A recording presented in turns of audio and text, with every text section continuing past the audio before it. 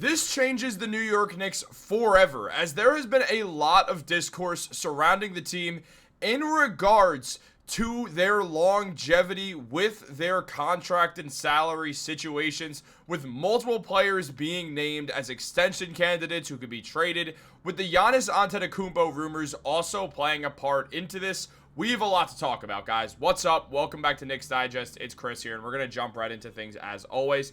And guys, if you're part of that 72% that's not subscribed to Knicks Digest, you guys have been killing it.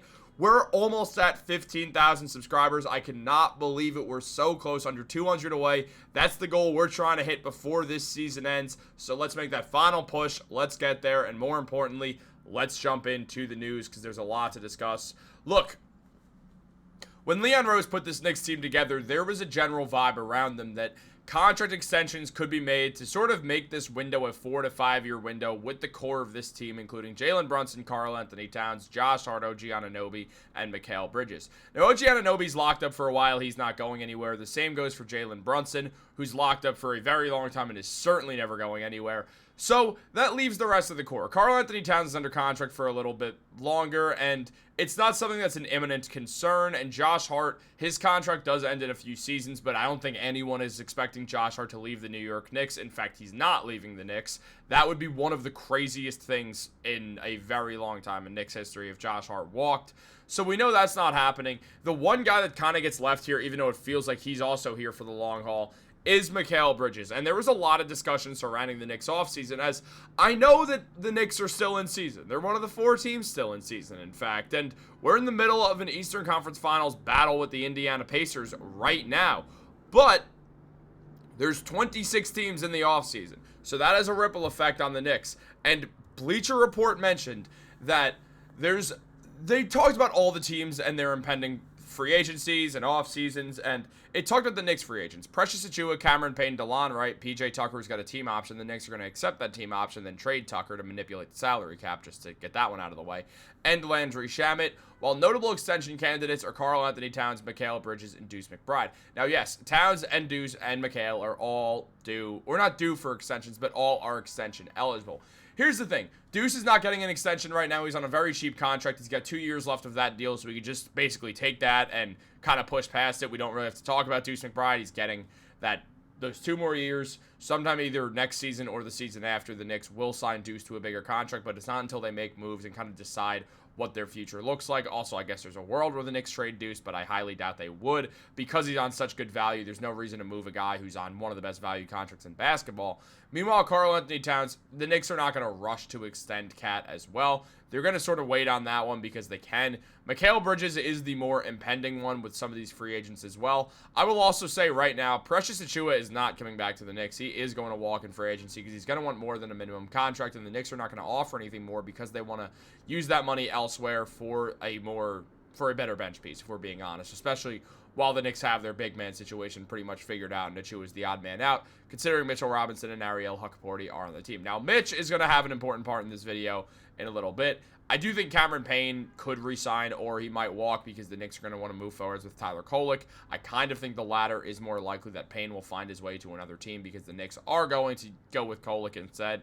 But they might bring back Payne anyway for depth purposes, and Payne might be about it. DeLon Wright is the same deal. One of Payne or Wright might stick around and be a depth piece while Tyler Kolek really starts to take over.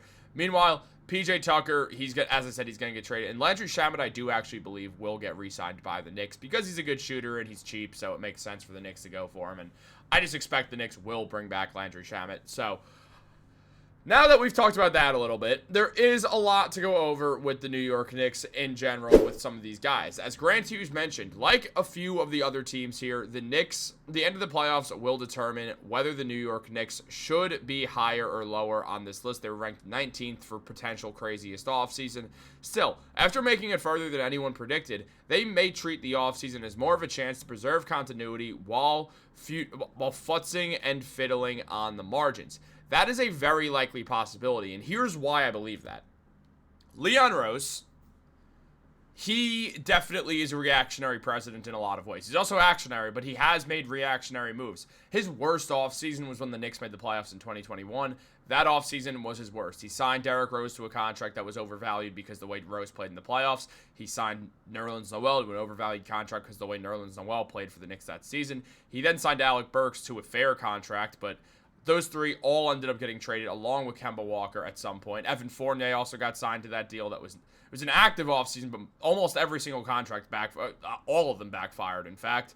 The Knicks, funny enough, ended up getting Alec Burks back after trading him away. They traded Noel, Burks, and Kemba Walker in a deal to create cap space to sign Jalen Brunson. So obviously it worked out. It did cost them Jalen Duren, but it is worth it because you have Jalen Brunson, so it's 1,000,000% worth it. Who cares about Jalen Duren at that point?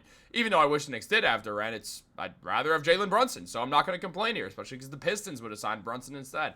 So look, where things stand for the Knicks right now, it becomes an interesting situation because Leon Rose could be actionary or reactionary based off this situation. He might react to the fact that the Knicks did better than expected and see the Boston Celtics as a team that's probably not going to be contending next season with Jason Tatum out with a torn Achilles.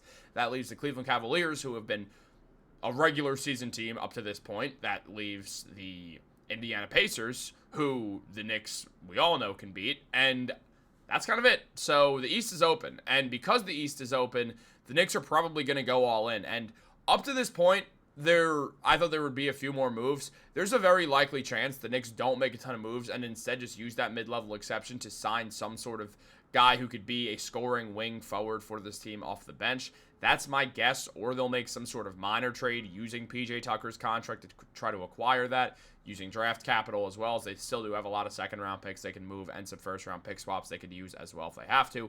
So the Knicks do have some options here for sure. So it makes things pretty interesting. Now look, on top of that, what we're looking at is a situation where Mikal Bridges' extension is a biggie. He gets on a 4-year deal worth around $156.2 million.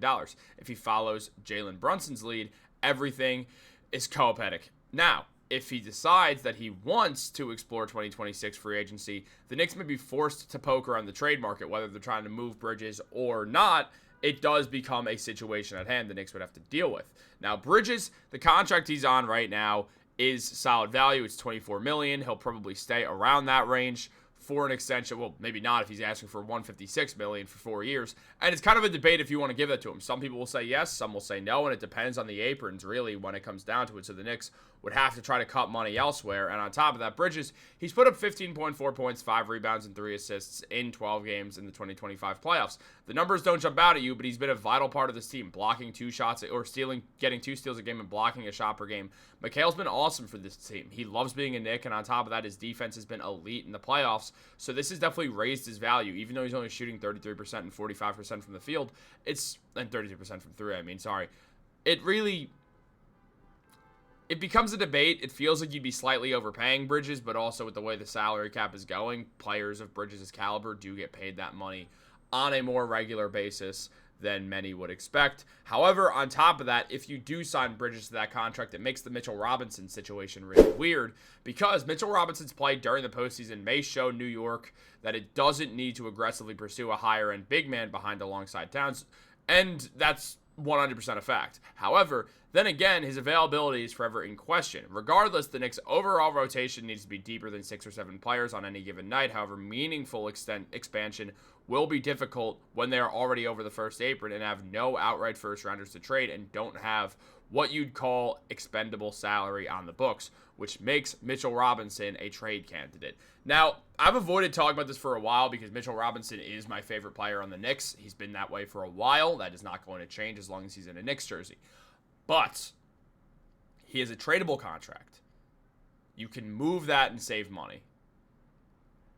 It's a weird situation because he's been so integral to the Knicks getting to the conference finals, which nobody expected, and now it's this weird thing. Do you go into next season with Mitchell Robinson on an expiring deal where you know you have to sign other players, and re-signing Mitchell Robinson is going to be very difficult / impossible, and he could walk for nothing? So the Knicks, there's a high likelihood that they do sell high on Mitchell Robinson because they cannot afford to sign Mitch to a big contract extension or just any real contract extension worth anything when you have the Deuce contract extension to think about. You have Towns' money locked up and Towns makes a ton. You have big contracts to OG Anunoby, Jalen Brunson. Then you'd be extending Mikal Bridges. You'd have Josh Hart on a contract extension that would be due a similar time to Mitchell Robinson. Mitch feels like he would end up being the odd man out because of these injuries. Can you replace Mitch? Yes, but it's very difficult. And there's not exactly anyone who's going to get rebounds on offense as well as Mitch because he's the best offensive rebounder in basketball. If the Knicks do trade Mitchell Robinson, they'd likely try to sign Steven Adams in free agency because he's the second best offensive rebounder in the NBA. So you could use that, and Adams played a huge part in the Rockets' success, as Rockets fans would all tell you as well. So it becomes very difficult to decide what you're going to do with Mitch. Now, again, we'll talk about this more in the offseason, but it is important to note the Knicks could opt to move Mitch. It's just a matter of everything surrounding the situation. Meanwhile, you look at this whole situation becomes difficult, but also on top of that, Giannis Antetokounmpo's potential interest in leaving Milwaukee for a bigger city like New York may serve to complicate matters. The Knicks don't have enough to land him in a vacuum, but if he pulls his best James Harden impression and forces his way to one team the way that Harden did, the Nets, they could try gauging the market for everyone not named Jalen Brunson in hopes of accumulating enough assets to join the running. The Knicks, theoretically, Leon Rose could pull off some sort of deal where he moves Karl-Anthony Towns, does 3 pick swaps, and maybe even Mikal Bridges for Giannis, and then if you move Mikal as well, then you put in Bobby Portis' contract as well. You could do that if you want to. No, I don't think the Knicks are going to do that, making the conference finals. This is not me saying this is what I want or what I think is going to happen. The Knicks have made the conference finals, and Leon Rose is going to react in one way or another. He believes in this team, and I think we'll see a quiet offseason. To me, the biggest question is what's going to happen with Mitchell Robinson. I don't think the Knicks are getting Giannis because they're doing too well at this point, and they have way too open of a chance to win the NBA Finals this season and next season to shake up their roster that much. But we've seen stranger things happen from Leon Rose. On top of that, I think it's becoming less likely they trade Mitch, but it does make things a little bit harder. But we'll see what happens. What do you guys think is going to happen? I don't want the roster to change, so don't comment that I do. I'm just saying it could. What do you guys think? Let me know in the comments down below. Like this video, subscribe, turn on post notifications. Have a great day, and go Knicks.